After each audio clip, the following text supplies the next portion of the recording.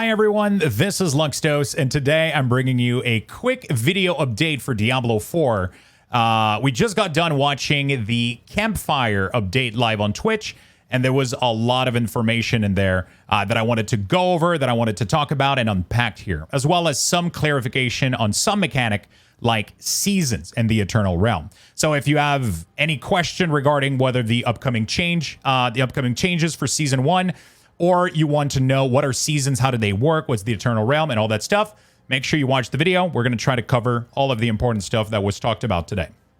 So before we deep dive into all of the changes that happened, that were mentioned today in the live stream, I want to go over some basic stuff. So what is Eternal Realm? What is seasons? And how is all of that going to work? What am I going to need to start over and all that stuff? So we are going to talk about that. So what is Eternal Realm?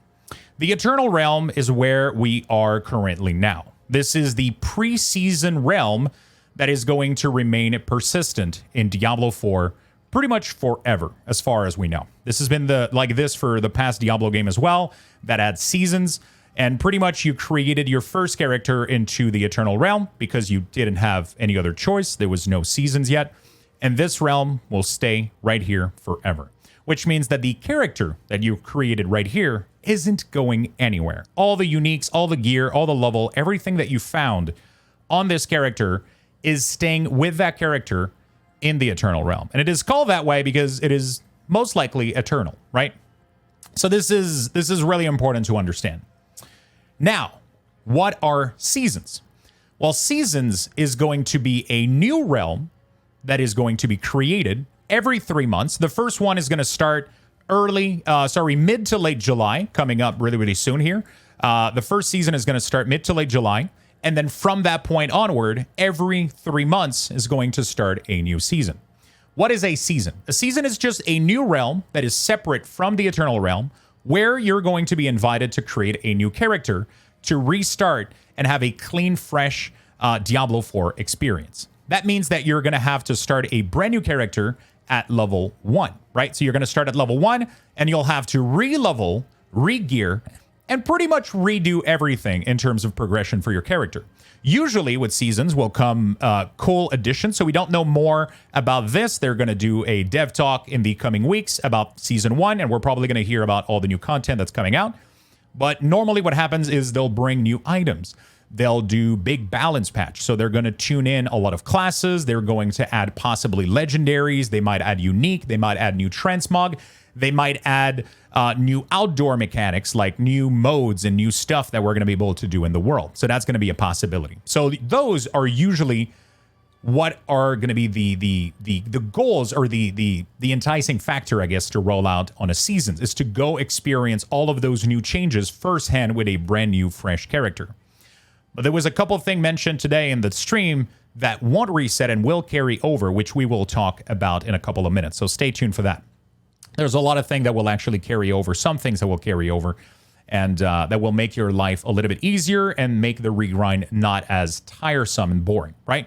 So that's going to be really important. So seasons are brand new realms that you create a brand new character on and experience new feature, new content, and new metas, right? Because new items and balance patch means that Necromancer isn't necessarily going to be Bone Spear forever. There might be a new legendary that allows Blood Surge, Overpower to apply. We don't know, right? So that's the cool thing. New meta, new changes, just new fun stuff to do.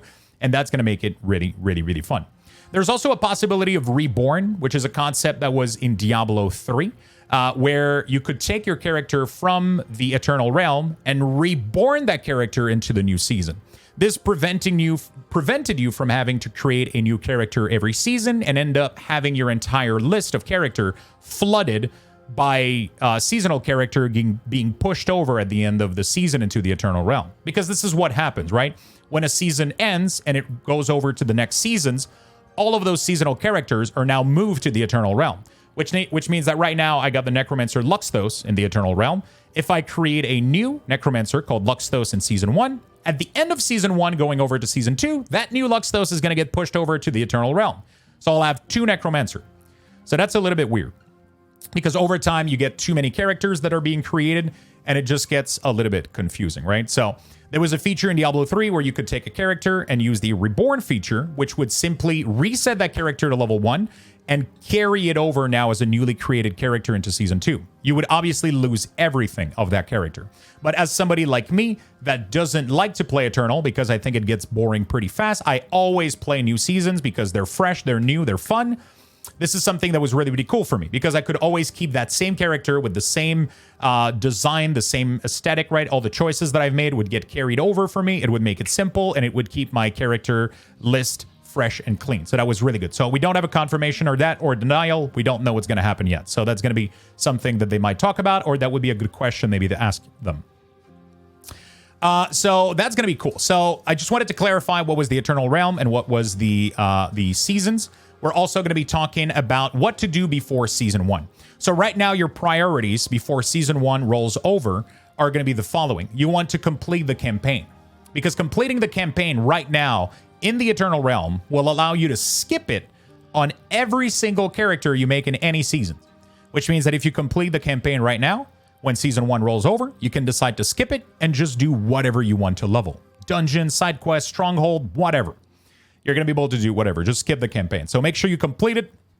That way you have that option. You don't have to, though. You can redo the story every single season if you want to. But for the some of us that want to be min-maxing a little bit or speeding things up, skipping the campaign is usually going to be a good way to level, because you're going to be having a little bit more choice on how you want to level every seasons. The altars and the map are going to be very important to clear. And we're going to talk about that a little bit later when we talk about things that will roll over. But Altars of Lilith and map discovery are things that are going to be rolling over to the next season. So you want to make sure you complete them now. Get every map fully cleared. Every little spot on your map that has Fog of War. Go there, get the extra Renown, and clear it, because that will carry over. But we'll talk more about that. Same things for Altars of Lilith. And figuring out your favorite class. I think that's the fourth point here. Figuring out your favorite class. Make sure you know what you're going to roll over in Season 1. This is a good testing period right now to level a bunch of class to level maybe 50, 60, 70, however much time you have to game. Figure out which one is your favorite. Go for that when Season 1 starts. So that's going to be really good. So right now we're going to go, now that we've explained a little bit what are seasons, what is the Eternal Realm, and how it all functions, we're going to go over the changes that they just announced today, which I've been already talking a little bit. But we're going to be checking out what is coming before Season 1 hits, what is happening in Season 1, and what is happening in Season 2, okay? Because we already know a lot of information. So firstly, Dungeon. So before Season 1 rolls over, they are going to increase the amount of XP earned in Nightmare Dungeons. So this is really, really good, because right now, normal dungeons are actually better than normal dungeons are better than Nightmare Dungeons, which is a problem because Nightmare are way more difficult to clear, and they even require you to run all the way there. You have to run all the way to the dungeon, then you have to get in there, clear it, and then it's not efficient. You're not getting that much more XP for doing these.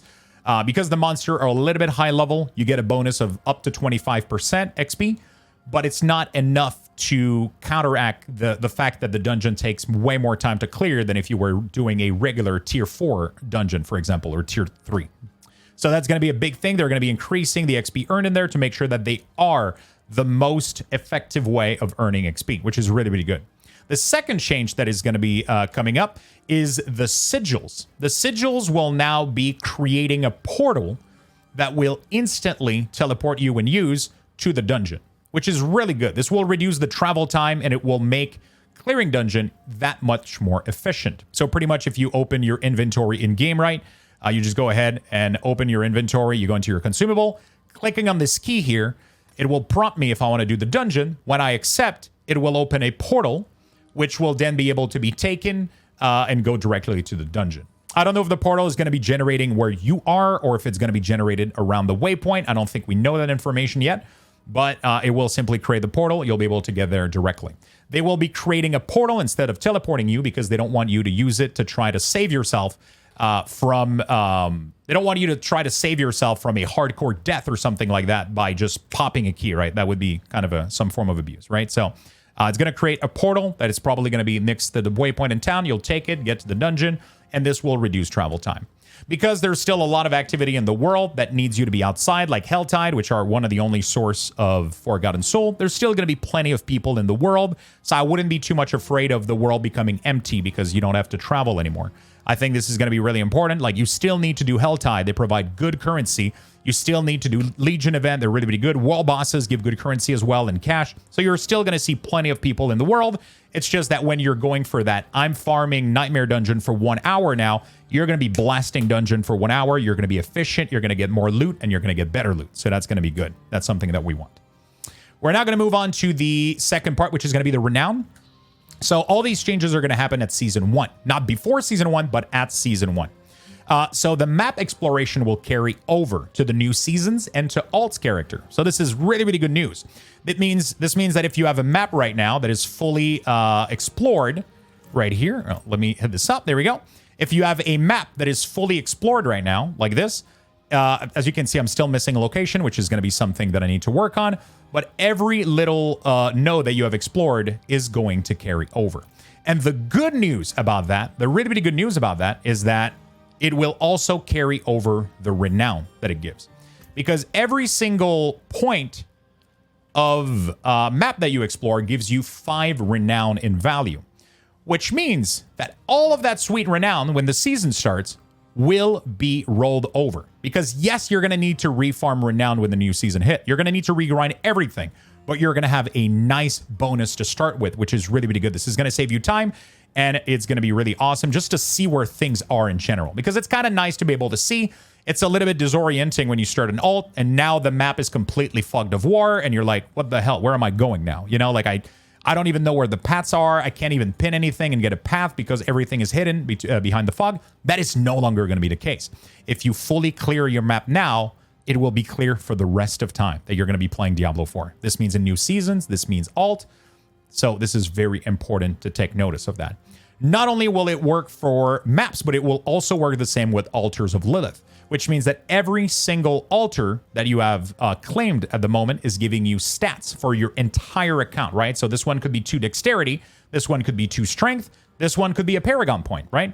All of these stats are shared to your entire account, and they will stay that way no matter the seasonal reset. So even if there's a new season, you're still going to have all the bonuses for all the altars of Lilith that you have claimed, and also for the renown, because every single altar is 10 renown.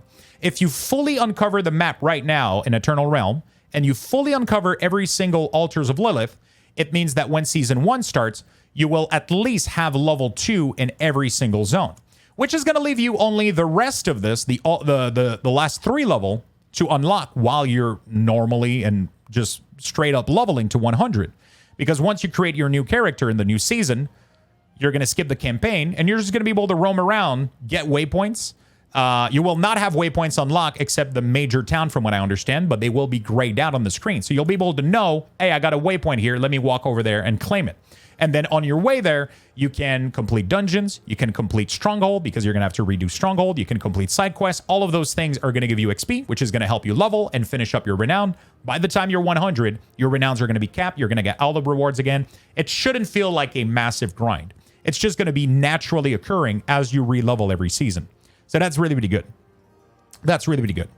So that's it for the changes that we know of right now for Season 1. There's a lot of other changes, but I think these were the important ones. And we're going to get more update, I think, in the upcoming next dev update that we're going to have in a couple weeks. Next important one is going to be inventory management. So there is a change that is coming before Season 1, and is that they are going to uncap the material. So if you go into the materials stats here, they are going to be uncapped, or the cap is going to be massively increased. I'm assuming there's still always going to be a cap because, you know, database. But right now, all of these are capped at 9,999. So 9,999. So which leads to things where if you're like me right now, my rawhide, they keep getting thrown on the ground every time I disenchant something because I have too many. And then I have to go craft the superior leather because I'm capped and I don't want to lose resources, and it's just getting really annoying, right? So they're going to uncap these before Season 1 or increase the cap to such a length that you're not even going to be worrying about them. So that's going to be really, really good.